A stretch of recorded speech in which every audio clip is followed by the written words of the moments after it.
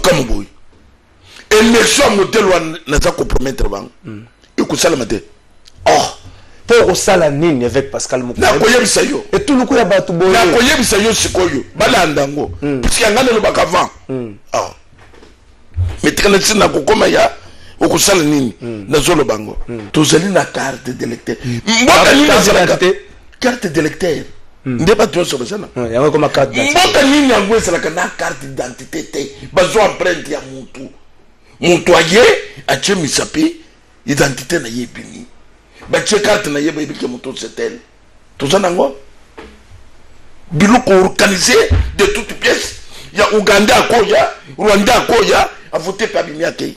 Les 5 mois sur l'élection, ils visent quoi? Partage. Il y a pouvoir. 5 mois, il y a bien le quoi soit qu'on attend l'élection. 5 mois, il y a bien le quoi soit qu'on a partage de pouvoir. Oh, il y a beaucoup de causes. Jamais. Nous avons besoin du peuple congolais à se retrouver Mboke Bonga. C'est ça l'ITV patriotique. Mais ça l'ITV Sengote, loi 21 Kolongwa. Tout ce qu'on a prédit dans Mboko et Salami.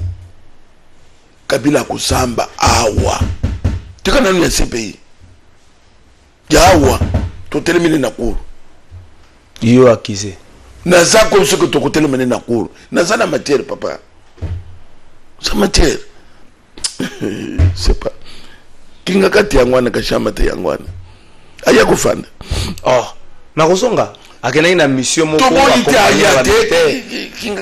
mais ozola ozobangisa mutu congolais ali pa kovanda na mboka na esika la ko ya lingi naza ko bisayo ko mboka yango kinga kati yango kashama te yangwana aya kufanda ya kufanda jusqu'à ce que à cause de l'emprisonné non na ce pays mais na makala na tongo na ke kotala kutuna bana asa pepi tona na pepite balobi asa pepi 2 fois non 4e fois bokena ya pepe 2 fois Kabila n'a pas un cœur d'homme.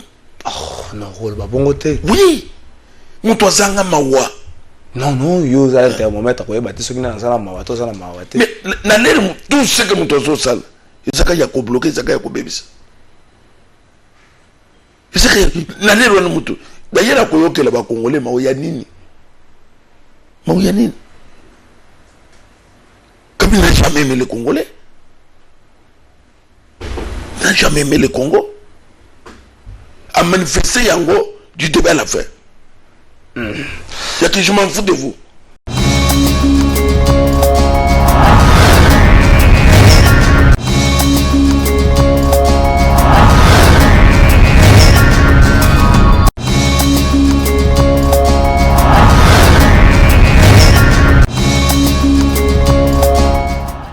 Sali musala makasi na kokanga batu nyonso bazaka na nzela pona ko déranger batu asali musala makasi mais mon général to betio bravo mais mitune silité lelo on a Kinshasa le rôle de journaliste na sali constat que la manière d'opérer à ba policier et ça le roi toi en 2016 toi en 2018 ça dit pouvoir comme un problème na peuple so ça la kangaye police ataye ko kanga mutu azoto sa manière te azo kanga mutu na brutalité makasi message au bozo pesa na peuple kinois ezali nini je vois que invité comme rappelle te ko tsal le bana makambo wana mina ngina sukisa mon général yebisa biso nombre de PCR nini bino botia na balabala pona ko réguler circulation comme ça toye babango kuta na kwa msusu na ba carrefour msusu 15 PCR côté mtuza embouteillage ba PCR bazate mituni po nini batu bazo ebate ya suka pe bambongo oyo batu bafutaka na basiat na basusiat amende transactionnelle combien oyo police asalaka en termes de recettes par mois et to suki sambongo wane kendaka wapi poso côté na police ba so pesa mbongo a papier on dirait que faire sommer la bango ba papier je crois que biano ane ko so mitu et bitu ane ko so biane pa na yo merci. Invité na biso mokolo lwa na plateau to présenter susu asa biso muta ko présenter te ngaki na loba abundi bitumba na e komi wapi to me robeta leso na ngoni to ko lobela lelo to ko lobela dossier HBA to ko lobela likambo ya Senko to lobela lit ya veille patriotique to ko lobela qualité ya ba membre nini ya gouvernement insécurité na est tokobosa nango te mais bila pe ya mokonzi ya mboka tokomekolo bango na pesinga information moko tango naza babi bandeko oyo bazaki libéré na dossier ya musée basali collectif na bango moko bakomi kosenga réouverture ya procès pour que bamosusu bazala réparer kosalema te avec Pascal Mokona. Bonjour. Bonjour Trésor. Papa boni yo boni éveil patriotique lokola union sacrée na monim éveil patriotique elali éveil patriotique tozali kati na kosorganiser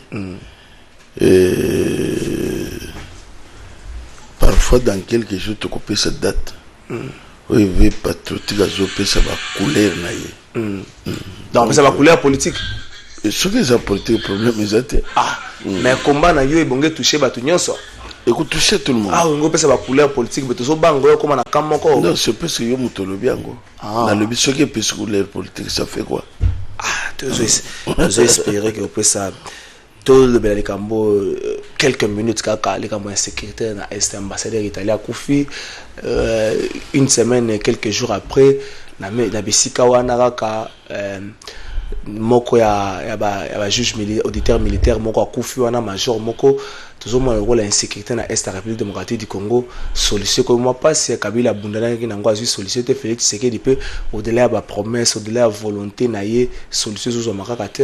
Il ne faut pas dire que Kabila bundana na yango ça il faut enlever ça et bon c'est dire que insécurité à est comme nango Kabila c'est-à-dire que batu ba créer tant batu ba kufi Kabila zalaki te azaki na Dubaï tant ambassadeur akufi tant major akufi Kabila azaki na Dubaï ozolo ba insécurité c'est-à-dire que insécurité à est ils allaient le fabriquer de toutes pièces ce Kabila zalaki na volonté ya kusili insécurité ya est de silaka kala mais lokola bangunde ba créer ki yango moyen c'est les activités oza congolais lokola ngai moto aza général aza na est balingi bakanga ye général kimeli na Rwanda ce n'est plus congolais a mis déclaré kazali rwandais okuyebisanga nini c'est-à-dire que insécurité ya est nazopesoka eloko moko armée nyonso oyo elingi kolonga bitumba ezali armée organisée. Kabila ne voulait pas organiser notre armée tozalaki na yo armée na biso komaki ya électricien plombier mais bazalaka na bango kaka génie militaire yoka plombier oyo akomi colonel lelo akomi colonel même ce que c'est que muteki ya bakarte ya RTN nani lobby okutani ya adjudant donc c'est à dire que babebi saki armée d'abord na tina bazo salango volontairement na moment zo salawana azali kokotisa ba militaire rwandais bazo ya bazo koma bakunzi so baza kokotisa ondiri azobenga bango azokenda kozwaka bango azoyaka na bango na mboka muzi asalaki répéter papa makambo quand même il faut peuple congolais ye bango de son vivant musée tu peux me dire ougandais tanzanien rwandais wazalaka zakina tout le monde était parti mais les riaye asali retour au bercail mais ce que batwa n'était pas au konza batwa n'était pas na posa minéré na bino bouye bisanga bitombe ko les habitants meni et c'est l'insécurité créée de toutes pièces partout au monde ils allaient armés ya likolo ils ont bombardé force aérienne ils ont bombardé force terrestre les allaient coller force aérienne biso bazana problème ba avion mais c'est quoi bino force aérienne ezate force terrestre vous avez rendre la faible beaucoup gagner guerre. Voilà état des liens Talamboka. Tout ça je vous dis sincèrement c'est par la volonté de M. Kabila. Qui n'a besoin avion ceux qui étaient na balabala voilà point nini kuso ba minéré donc territoire sans contrôle mutu ya déjà de kokota na territoire nani pour kutuna taxe nani Et ce territoire sans contrôle. D'ailleurs, qu'est-ce qu'il faut faire si on a qui mène à partir pour le barango bande ko bazokufa so muta kufa yo beleli, mais qu'est-ce qu'il faut faire? Au moins même ndenge tozoloba tozali ko compatir, mais il fallait payer européen parce que insécurité à l'est. Et bon ba quitter liboso. Non. Ba ibi bazo sala semblant. Le collègue commis à que ambassadeur a Kofi. Donc bazo comprendre ce que c'est un problème sérieux. Alors, solution est anine. Solution est ali. Nengar mena biso. Comme il s'organiser. Bachaba via l'icolo. Babong sanase. Batouan ne se qui yogi kaka 4h du matin. Zamba nyo se pele moto. Bakufanda wapi. Tout le monde a déjà démonstration. L'armée se prépare maintenant. Donc, il faut que vite. Bazali ko bombarder, forteresse bazali ko récupérer. Mais bateau bazali forteresse ko salnini. Bateau bazana balubako, bateau bazana bazamba, bako sala ndenge nini. Voilà. Voilà la solution. Alors ça la bande qu'on a régi va préparer les biso et le ko ça na 1 minute. Film en 2012 baboya le kana Kinshasa. Réalisateur Thierry Michel. Pour ceux tant que salama na bandenge belé kokota te caméra ko zala te zaki na mama kampo nango. Enfin la TV5 elle est depuis mokola mardi.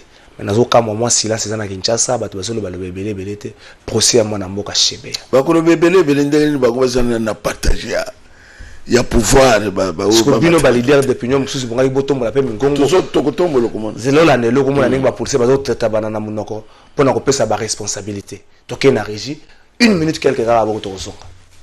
Floribert Chebea, le 1er juin à 9h56 minutes, pour qu'il vienne à l'inspection générale. Il ne serait jamais venu. Et les relevés téléphoniques fournis par Tigo les démontrent. À 9h56 minutes, il a appelé Floribert Chebea pour lui dire qu'il y avait possibilité pour lui d'être reçu par l'IG dans l'après-midi. Oui, inspecteur principal. Je l'ai confirmé. L'IG avait marqué son accord de principe d'organiser le rendez-vous pour que lui reçoive M. Chebea. J'ai appelé le directeur de protocole pour lui demander l'emploi du temps de l'IG. C'est quand il m'a donné son emploi du temps que je m'étais permis de l'appeler pour lui dire que c'est possible que l'on vous reçoive aujourd'hui dans l'après-midi entre 16h et 17h30 au plus tard. D'où avez-vous tiré l'assurance qui vous a permis de fixer rendez-vous à Chebea, d'autant que la chargée du protocole, apparemment, n'a pas fait état de cette audience. Elle qui devait l'organiser. Monsieur le Président, je ne peux pas mentir, encore moins inventer. Je vous dis ce qui s'était passé. Lorsque elle m'a donné les programmes, l'emploi du temps du chef. Est-ce que vous lui avez dit ça? Vous avez suivi ce qu'il a dit? Vous confirmez? Je lui ai jamais dit ça. Moi-même, je n'avais pas le programme sur de monsieur l'inspecteur général. Pas ça faisait 3-4 jours. Vous avez dit que vous ne lui avez jamais dit ça. C'est ça? Vous confirmez? Vous confirmez que vous ne lui avez jamais dit? Je le confirme. Et ce n'est pas dans mes habitudes de mentir. S'il faut dire. Merci. Je crois que nous avons une contradiction. Ça n'a pas de sens. Nous avons 3 jours d'autres ça ont raté. Et ça n'a pas de comment bakufa. La révélation que Salama Eseka Bakunda Fidel Bazana ou une concession général Djadja Neseka Bakunda Fidel Bazana. Moi si à Fidel Bazana bana ne peut bande connaître batika lo mona ebembena ete. 2010 il est là 11 ans ebembena mona donc juin 2010 il est là 11 ans ebembena mona avec Pascal Mukuna. Tango moné extrait en 2012 wa boya kele. Eloko nino yoki. C'est-à-dire que nous sommes salon des mascarades. Ils allaient locaux bien organisés. Même la dame qui dit que c'est pour protéger son patron. Et locaux qui sont la manifestation sans que n'en biaye ba. Ba ko mutu na place wana sans autorité morale ayeba. C'est de la blague, c'est de la foutaise. Vie à mutu, parce que na kana ya mute. Bato bazana makamba, ça c'est rien. Ya tu veux c'est plus que tu vas ayeba naki.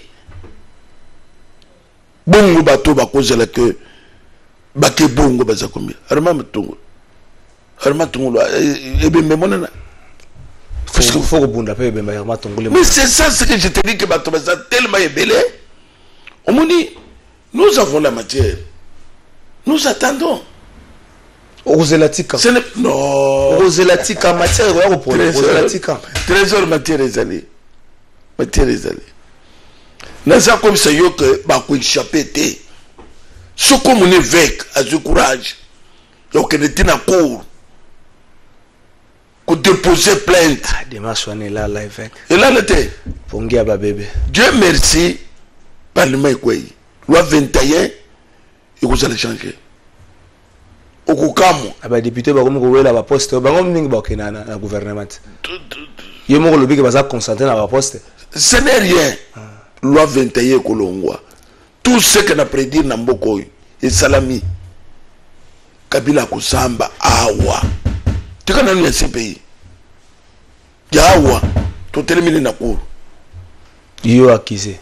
Naza comme ce que tu côté le mener na cour. Naza na matière papa. C'est matière. Tu côté le mener na cour. Même yo kam. Ah, toujours c'est la mokolangwa. Jusqu'à ce que à cause de l'emprisonné non na ce pays mais na makala. Na tongo na ke kotala kutuna ban. Asa pepi, toi na pépité. Balobi asa pepi deux fois non, quatrième fois. Bokena ya pepe deux fois. Oh, à côté, papa, ils ont tué, emprisonné Bato. Mais pourquoi pas il quoi na Nzambazo le ke loko zeli kokona ndoko buka. Yena no bokite, nani ba bokite. Mais mingi bakati za bamba comme na union sacrée.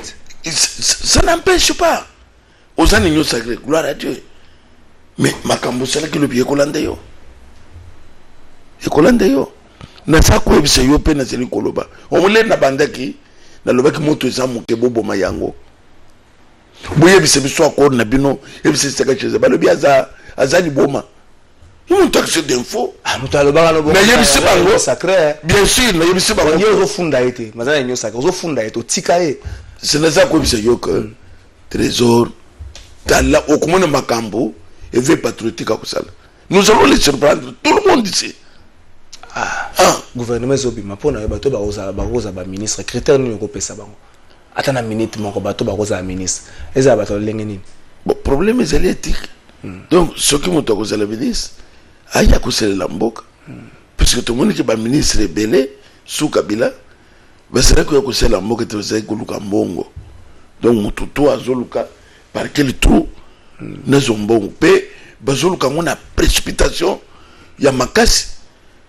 Et moi ça ton inda ko moi ça lui et moi c'est donc mais coura telle localisco partout bisona ba maïzate maïza pour habiter en décembre ndeko bonga maïzate coura izate donc et ça situation batiki donc mon wana oulié so situation batiki Félix c'est que ça c'est 2 ans situation batiki mais à continuer ko le ba to continuer ko le ba ka te situation batiki trésor ce qui bato zo le biloko yo pour ne tenir que besoin ça là on a mauvaise foi pour situation Kabila teki na mboko deux ans ya lit ya kusili sana no système Kabila après vous allez pourquoi pas bon c'était na moment Kabila c'est un système ya a bloqué tout oyo solo bani salamate. Pas trop seul, mais qu'est-ce que cet homme-là a fait de ce pays? Kabila n'a pas un cœur d'homme. Oh, non, rôle ba bongote. Oui. Muto zanga mawa. Non, yo za thermomètre ko ebati soki na sala mawa to sala mawa te. Mais na l'air tout ce que muto zo sala. Isaka ya ko bloquer, isaka ya ko bebisa. Isaka na l'air wana muto. Ba yela ko yokela ba Congolais mawa ya nini? Mawa ya nini? Kabila n'a jamais aimé les Congolais. Il n'a jamais aimé le Congo. A manifesté Yango du début à la fin. Il y a que je m'en fous de vous. Je m'en fous de vous. Même il ne n'a pas de Pascal Mokuna. Mon enfant n'a que chassé l'ingala tam kolomoko. Ce que cet homme-là, absolument, il y a pas longtemps là kuna. On a zappé ce nom qu'on a pas encore. Tu savais que ça va être belé à papa, va vendre n'amboko va Nicole belé l'ingala pe ba éviter. Chinois zoya, il n'a rien comme Nicole l'ingala zo te kana l'ingala zo ça m'a comme ça. Yo me le veux ça mon amboka. 23, 24 ans. C'est yo au kolobelo côté. C'est quoi ça? Laisse ça. C'est sabotage. Mais sabotage, à Komona. Sabotage. Zamba kusele ya kukama. Zamba kisaka moto. C'est pas. Kinga kati yangwana kashama te yangwana. Aya kufanda. Oh, na kozonga. Akena ina mission moko. Tobo ite aya te. Kinga kati yangwana. Mais ozo za ko bangisa mutu Congolais za libre ko vendre na mboka na esikali na ko ya lingi. Na za ko bisayoko mboka yango. Kinga kati yango kashama te yangwana. Aya kufanda. Ya kufanda. Wana makanisi noka kokoma bakomisa kinga kati zo yo koma numéro 1 zo wana. Mais ekokoma place. Wana makanisi zo tenir nango ka. Naza ko bisayo simba maloba naza ko bisayo. Kinga kati ekokoma mise. Ekoma place ya bato zo kene ko sala visite. Azale ko fanda, azale ko lala, azale ko lela, azale ko sala bo kinga kati simba ya ngope koma. Ko les akasute. Mais wana tolibi moto a détruire yango te. Parce que d'abord qu'on a semblé que bazo batubasi na garde on a semblé que bakomi ko mo ba nyama mo ba antilope donc ce que ba yokinza la pe ba ko bon pe ko les ana on el ka za nyama te. Etongo zo bato ba chango ebele. Chango to ba ko li atang mi ba limisatu me. To yebisango batika ba nyameza. Débat makasi za mikolo ya likambo ya élection ya 2023. C'est quoi ça là qui communique moko est-ce qu'a rappelé qu'il l'urgence et organisation de l'élection en 2023 mais c'est encore à Yemorote ambassadeur à Belgique à marteler qu'il kambango nanga kutu le baki que azo éviter ndenge to kende azo banga ne to kende boy to se retrouver en 2016 que l'élection ça le matin il est temps plus que temps tout se préparer pour la élection en 2023 attends on a président c'est parce que le quoi ba tombe na ngoma ko samboka ese bango niet vous vendez qui même à na bango te to cancel l'élection 2023 yo pour bella ka bango ngamo côté to élection 2023 to cancel no recensement na ko yebisa yo que Belgique azane loko moko te oya ko kopesa biso sur les gambozolo bwana na ndenge ni ngana zalaki na Belgique asali inane les rwanda ngana zana Belgique sans premier ministre sans gouvernement Congolais n'a qu'à négocier avec la dirigeance, Congolais. Belgique fonctionne qui était. Une année. Sans gouvernement. Sans gouvernement. Oui. Administration de ce qui vend dans le côté. Voilà. Les Congolais n'a qu'à négocier la Belgique pour que maintenant il ça c'est. Il y a ça Belge. Qu'il s'arrête. Oh. Awa tozana 2021.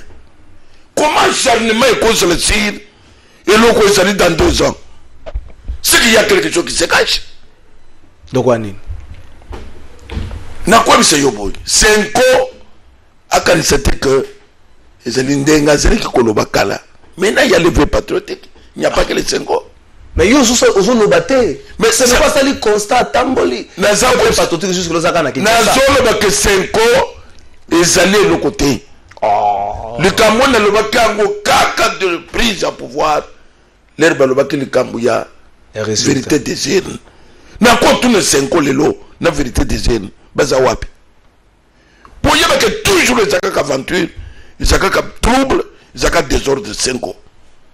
Le nom na cause c'est la bango. Na vérité des urnes. Baza wapi. Et c'est là qu'il faut troubler mboka et c'est là qu'il faut troubler sur la batute.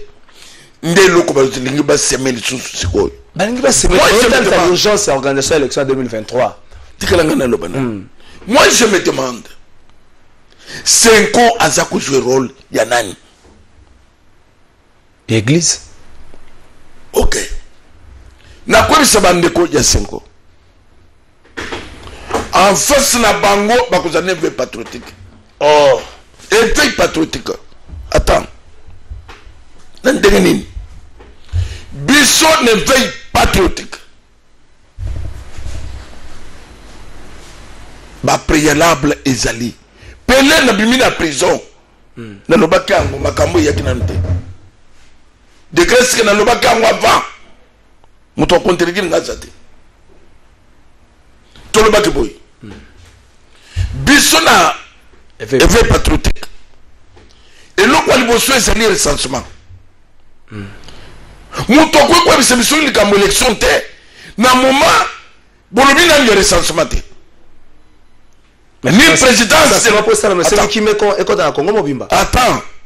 Ni présidence de la République, ni gouvernement, ni Senko, ni ambassadeur, ni Belgique, Moutouakou, c'est sur les camps, il y a élection. Laissez-moi m'exprimer. Vas-y. Pour la nine. Toujours. Ce n'est pas la vie des gens. Mais Isaac Bakit. Les 5 ans sur l'élection, ils visent quoi? Partage, il y a pouvoir. 5 ans, il y a bien le quoi soit qu'on attend l'élection. 5 ans, il y a bien le quoi soit qu'on a partage de pouvoir. Oh, il y a beaucoup de causes. Jamais. Nous avons besoin du peuple congolais à se retrouver un bouquet bonga. C'est ça l'ITV patriotique. Mais ça l'ITV 5 ans. 5 ans l'ITV. Ben les soins bouillement, de nous mettre 48 000, pareil communication. C'est ça. D'abord, ils allaient recensement. Vous avez l'élection ni nombre y a pas que y a banité. Mensonge va monter dans beaucoup. Tout cela 80 millions. 80 millions sur base de quoi? Élection islamique du temps de M. Mobutu. Pays la caté. Recensement plutôt. Recensement. Papa, où est-ce que c'est ça? Qui veut voter belé? Va monter mensonge, non, ça sort. Nanga ne peut pas parler.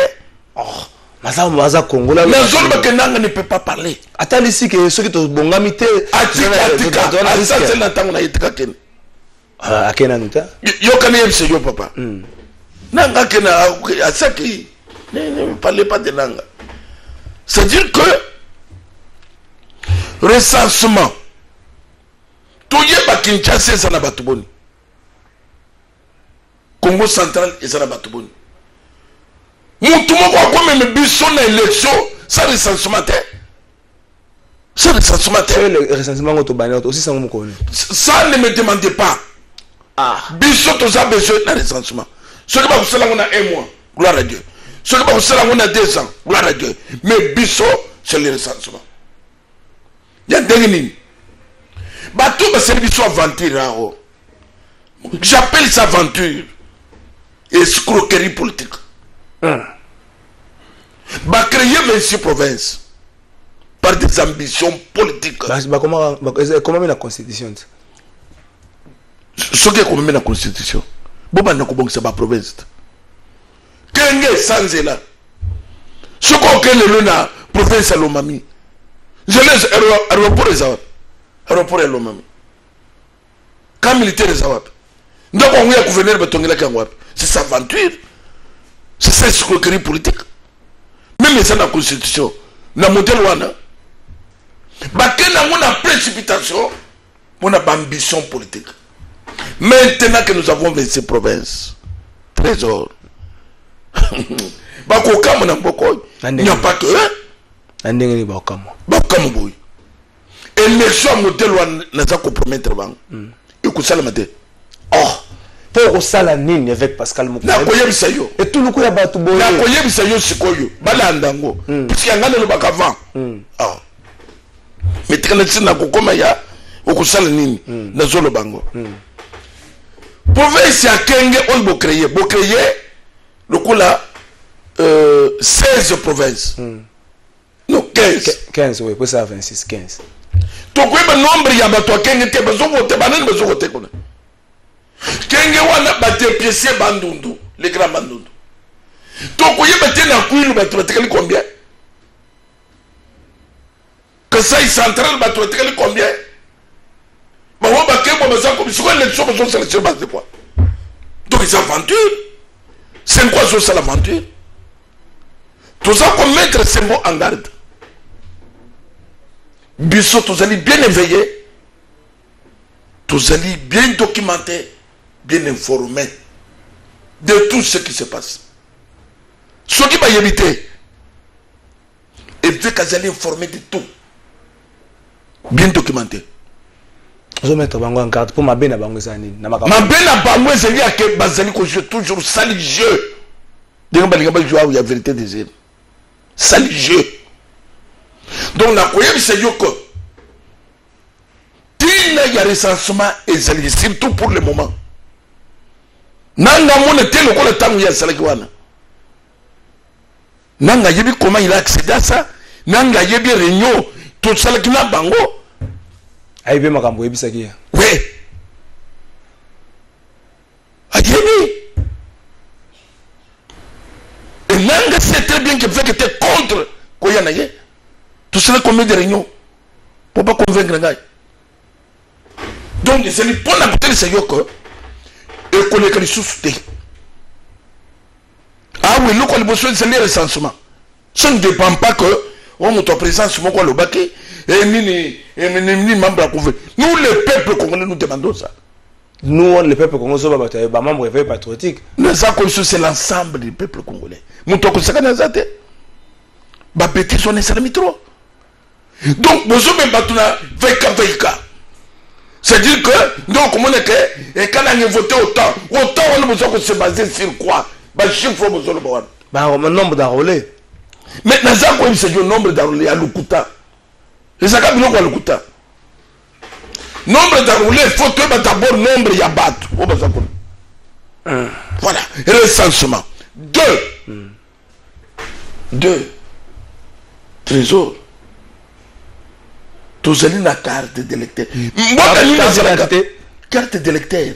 N'est pas tout sur ça. Il y a comme carte d'identité. C'est la carte d'identité. Bazo empreinte ya mutu. Mutoye a tché misapi identité na yebini. Ba tché carte na yebi ke mutu c'est tout ça nango.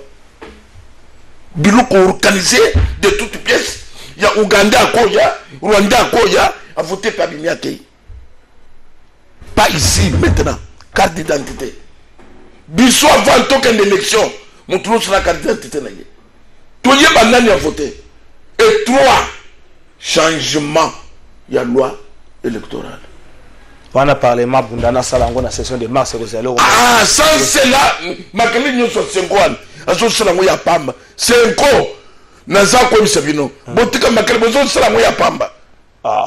Baza il fallait luka bango na boy na table moko bosololi non baza baninga no batata ah tout ça na cadre musala c'est-à-dire que c'est quoi faille bako c'est quoi ya kala éveil patriotique yanga senko yangwan c'est-à-dire que ndenge basolo bawana biso tout ça na ba préalable soki baza makasi soki na ça mboka yango basali sélection.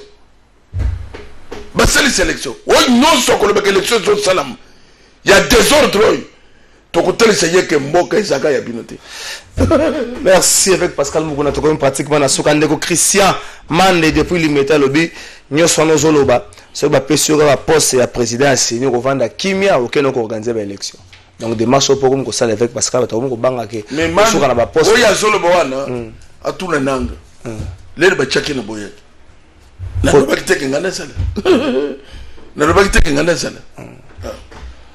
Est-ce que tous nous moutons à Soukango, il y a eu un message à Saint-Claude? Est-ce que la tango tikale mon ambo a fait ce que dit 2 ans na union sacrée na bato ba na kati union sacrée yo ne veille patriotique au bio ka passer la population yebi na population vivre est-ce que na 2 ans etika to ko lobake moi chance ezali soudan nga union sacrée bato ko ngondonga les poste moi chance ezali que ba soulager moi moké sur de passer la population oyebi trésor botuna kanga mukonso soit bilan il y a 2 ans il y a 2 ans ne sais que bien que beaucoup y a les bilan des années. Puisque awa ezali kambuya muto azaye moko na kati ya pouvoir te. Muto zo diriger jusqu'à présent c'est M. Kabila. Azana Sénat, azana Parlement, azana gouvernement, azana na assemblée provinciale. Tout est aïe. À ce moment-là, beaucoup le bayangote. Mais bilan, 2 ans. Parlement est quoi? 2 ans. Sénat est quoi? 2 ans. Justice est quoi? 2 ans. Donc, c'est un bilan très positif. Puisque l'Okoliboso, il fallait qu'on ait un système Kabila. Pour nous connaître Namboko. Le reste, c'est l'ensemble. Il y a le peuple congolais. L'Okoliboso, c'est la Mexico. Premier ministre, c'est le gouvernement. C'est en ce moment-là, Toko Teresiko, ni Toko Jugé Bat, ni Toko Sal. Mais pas où il est. Parce que nous avons ceux ici, donc pour nous, avant toutes ces élections, 3 préalables, recensement, carte d'identité et puis conditions sociales et la population. Ceux qui ont voté l'élection, ça a été. Exacté. Même les parents, ils bien très bien. Oui, il y a des choses sur l'année. Et c'est l'embrouillement. Il reste encore 2 ans. Pour y que il a le coup. C'est quoi des autres souvent. C'est quoi distraction. C'est quoi c'est assez. C'est là où trop. Baluka ndenge baluka kabilo kuna bango ya chop chop ndenge msoso. Mais pas pour le moment. Baluka chop chop le susu. Chop chop sikolte. Ah otozana na 2 ans. Bakoba na makelelo anete. Comment na makelelo anete? Espérons que par préalable et veille patriotique et que soit solution. Oui, sortir beaucoup ça là mais les date ni.